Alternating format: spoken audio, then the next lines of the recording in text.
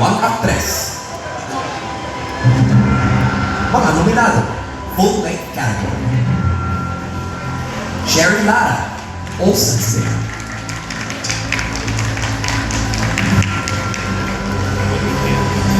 Jay Ramos, Olsen City.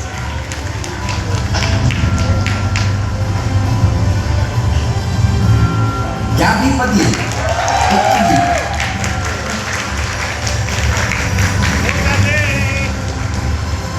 Jasmine Curtis Smith, Journey.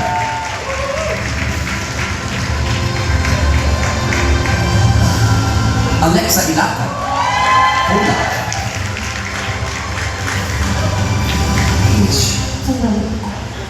Kira Ballinger, Kola.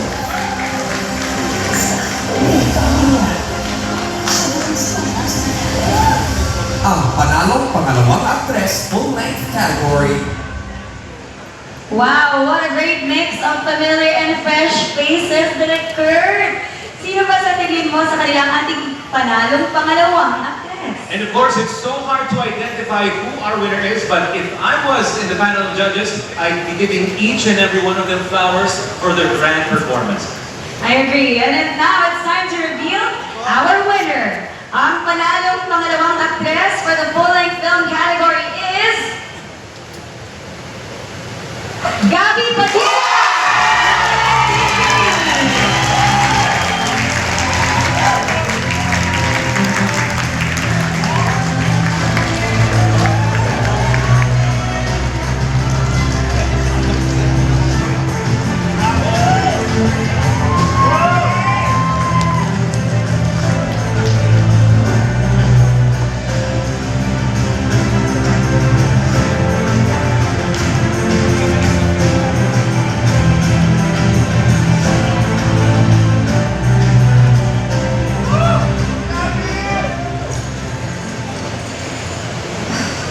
First time ko po maging part ng isang fully Ilonggo film. At nakaka-proud po siya. So if you will allow me, I would like to do my acceptance speech in Ilonggo. I would like to share this award with, I'm in English. Gusto ko i-share award kami with the cast and crew of Tig Ilili. Gamay kami ng team, pero what we lack for in quantity, we make up for in heart. I'm so proud. Super proud din ko to be part of this team.